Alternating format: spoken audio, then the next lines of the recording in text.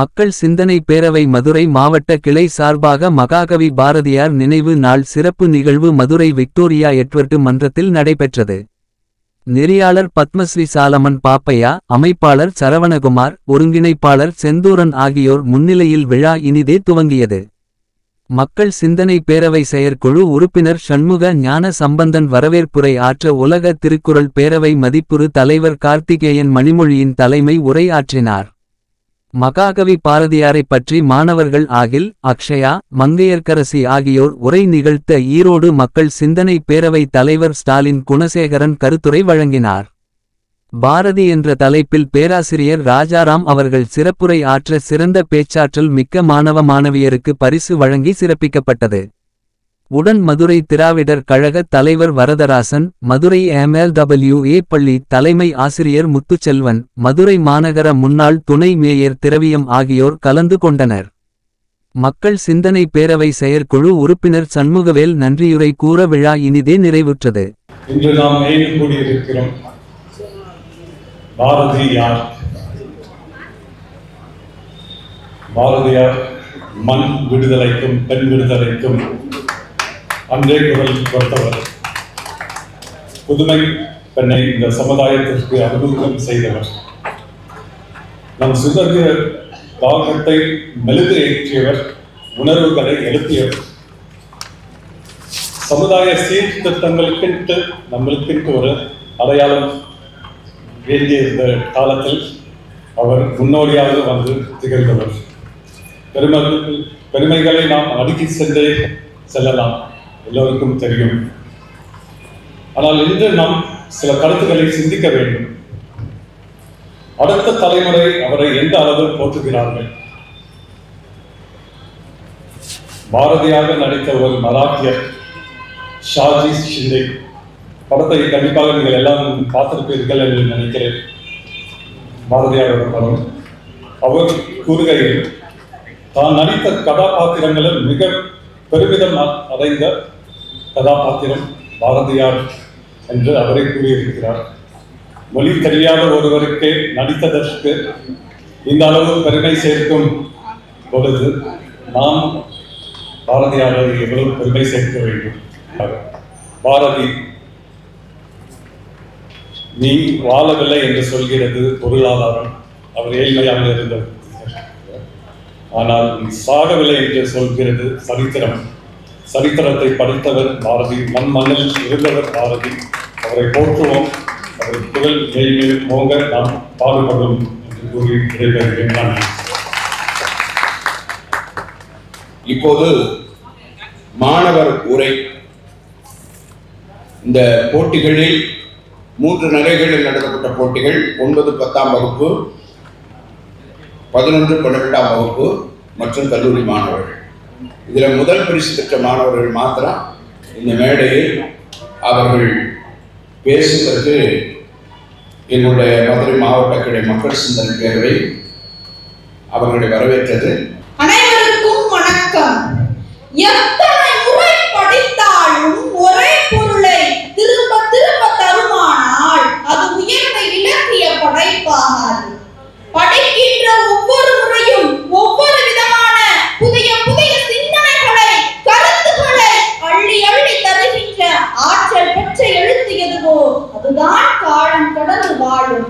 காட்சி உள்ளவரை, தமிழ் உள்ளவரை, கடைசி தமிழன் உள்ளவரை வாழக்கூடிய ஆற்றல் பெற்ற எழுத்துத்தான் பாரதி எனும் மகா கவிஞனின் எழுத்துக்கள். இன்று நான் பேச எடுத்துக்கொண்ட தலைப்போ எல்லா உயிரும் இன்பம் எய்துக.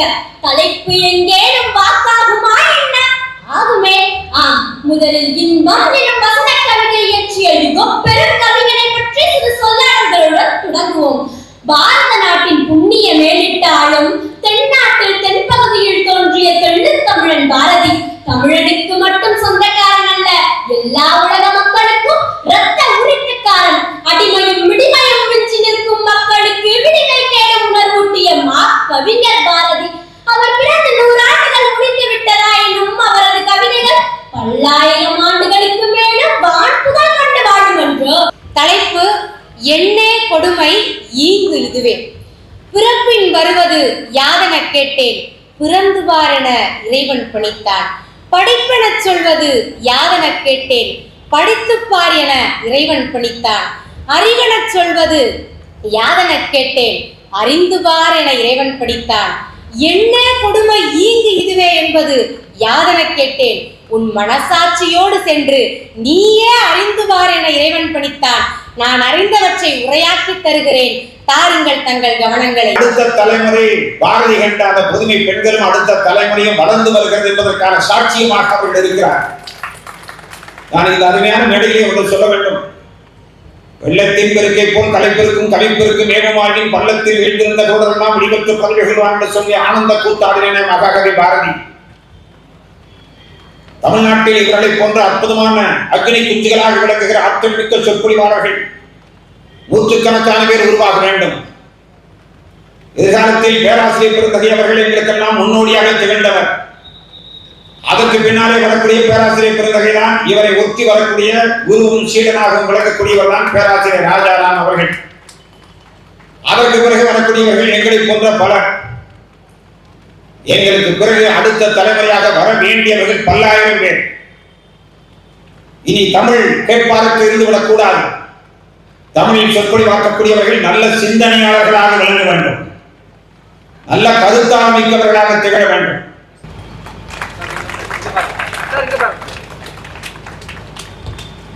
தமிழ் கவிதை உலகில் பாரதிக்கு என்று ஒரு தனி இடம் உண்டு. மிகச்சிறந்த கவிஞர்கள் தான். ஆனால் அவனுக்கு முன்னால் தோன்றிய எவருக்கும் ஒரு பரம்பரை இல்லை. மகாகவி பாரதி தான் ஒரு கவிதா பரம்பரையை உருவாக்கியவர். அதே போன்று ஒரு பேச்சுலகத்திலும் ஒரு பரம்பரை உருவாக வேண்டும். வாழ்த்துக்கள். பாரதி எழுத்துக்களுக்கு நெற்றிக்கண் தந்த எட்டயபுரத்து இலக்கிய சூரியன். தொட்டால் சுருங்கிகளுக்கு நடுவே தொட முடியாது நிமிர்ந்து நின்ற வானம். எழு என்று சொல்வதற்காகத்தான் அவனுடைய எழுத்துக்கள். இந்த சமூகத்தினுடைய தலைகளை அறுத்து எறிவதற்காகத்தான் அவனுடைய தலைகள். அடி, நொறுக்கு, தீமையை அகற்று என்பதற்காகத்தான் அவனுடைய கவிதை அடிகள். அவனை பொறுத்தவரையில் கவிதை என்பது ஒரு புதிய உலகம் படைக்கின்ற பட்டறை. அதனால்தான் அப்துல் ரஹ்மான் அருமையாக சொன்னார், அன்று எட்டயபுரத்தில் இரட்டை பிரசவம், பாரதியும் புதிய தமிழும், பாரதியோடு இன்னொரு தமிழும் சேர்ந்து பிறந்தது. அடி, உன்னை கோடி முறை தொழுதேன், வைய தலைமை எனக்கு அருள்வான். நான் ஒன்றும் ரொம்ப பெருசா கேட்கல, இந்த உலக தலைவனாக என்ன மாற்று, இது முடியலன்னா அப்புறம் நீ எதுக்கு இருக்கிறான்னு. அவன்தான் பாரதி. இன்று அவனுடைய நினைவு நாள் என்று சொல்லப்படுகிறது. அவன் என்றும் வாழ்வான். பாரதி வாழ்கிறார்.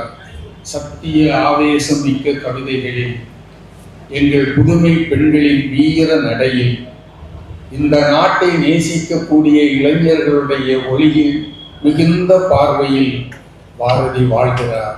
அவன் நேற்றைய நடவு, இன்றைய பயிர், நாளைய மாணிக்க விளைச்சல். நன்றி, வணக்கம். மக்கள் சிந்தனை பெற வேண்டிய நோக்கம் என்ன அப்படின்னு ஒன்று, ரொம்ப காலமாக நாம் சமுதாய தமிழ் சங்க இலக்கியங்கள் பூரா அப்போ தான் அது ஒரு சமுதாய வாழ்க்கையை பற்றி சொன்ன விஷயம், அதுக்குள்ளே தான் நின்றுச்சு. அதை கடந்த உடனே என்னவோ அற இலக்கியங்களை பற்றி நம்ம ஆட்கள் பேச ஆரம்பித்தாங்க. அங்கேருந்து வந்ததுமே அறத்துக்கு போயிடுச்சு. 8 தொகையும் 10 பாட்டு முடிஞ்ச உடனேயே அதுக்கு பிற்பாடு 12 கணக்கு நூல்கள் முழுக்க நீங்கள் பார்த்தீங்கன்னா பெரும்பாலும் அதில் 2 கலந்து இருந்தது. அப்புறம் பூரா தொன்மை இலக்கியங்கள், சமய இலக்கியங்கள் நிறைய மலிஞ்சு கிடந்தது. அவ்வளோதான். இதற்கப்பாடி மீண்டும் திரும்ப சமூகத்தை கொண்டு வந்து பாடியவன் பாரதி, பாரதிதாசன், அந்த கவிஞர்கள் பூரா. இதுதான் நம்முடைய தமிழ் வரலாறு. ஆனால் நம்முடைய நோக்கம் என்ன அப்படின்னா, அற இலக்கியமும் இருக்கணும், அறிவு இலக்கியமும் இருக்கணும். இப்போ அறிவியலை பற்றி நம்ம கொஞ்சமாவது தெரிஞ்சுக்கிடணும். நம்முடைய தீயுள் என்ன அப்படின்னா, அறிவியல் தமிழ் தெரிந்தவர்கள் எல்லாம் பல்கலைக்கழகங்கள்லையும் கல்லூரிகள்லையும் பதுங்கிக்கிறாங்க. அவங்க என்னமோ ஒரு புதிய நவீன ஆசிரியர்களாக ஒதுங்கிடுறாங்க, வரமாட்டேங்கிறாங்க, மக்கள்கிட்ட வரமாட்டேங்கிறாங்க. அவங்ககிட்ட பெரிய விஷயம் இருக்குது. அறிவியல் தமிழ் ரொம்ப பெரிய விவகாரமாக இருக்குது. நாளை ஏன் எப்போதும் உலகத்தை ஆள்வதற்கு அதற்கு ஒரு தகுதி இருக்குது. அந்த தமிழ் நம்ம தமிழுக்குள்ளே வரணும், அறிவியல் தமிழ் வரணும், அதை பற்றி நம்ம தெரிந்து கொள்ளணும். ஒரே ஒன்று மட்டும், உலகம் தோன்றியதா படைக்கப்பட்டதா? சின்ன கேள்வி. இந்த பூமி இருக்கே, பூமி இல்லை, இந்த யூனிவர்ஸ்ன்னு சொல்கிறான் அவன். உலகம், ஆமாம், அது தோன்றியதா படைக்கப்பட்டதா? நமக்கு எல்லாம் தெரியாது, ஒன்றும் தெரியாது. ஆனால் இதை பற்றி பல்கலைக்கழகத்துக்குள்ளே வாதிக்கிறாங்க, கற்றவர்கள் நிறைய சிந்திக்கிறான். அந்த ஞானம் வந்தால் பின் நமக்கு அது வேண்டும்னா பாரதி. ஞானம் வேணும் இல்லையா? அறிவும் வேணும், ஞானமும் வேணும். இந்த உலகத்தை முழுமையாக தெரிந்து கொள்வதற்கான ஒரு வாய்ப்பு நமக்குள்ளே வளர வேண்டும். அதனால் இந்த மேடை இது ஒரு மிகச்சிறந்த வரலாற்று மேடை. இது பெரிய பெரிய மேடை. இந்த மேடையில் அது பேசப்பட வேண்டும். என்னுடைய பிள்ளைகள் நீங்கள் கலந்துக்கிட்டாங்களே, அவங்க தொடர்ந்து வரணும் இந்த கூட்டத்துக்கு. ஏன்னா இங்கே கிடைக்க போகிறது உங்களுக்கு இலக்கிய தமிழ் மட்டுமல்ல, அறத்தமிழ் மட்டுமல்ல, அறிவியல் தமிழும் கிடைக்க போகுது.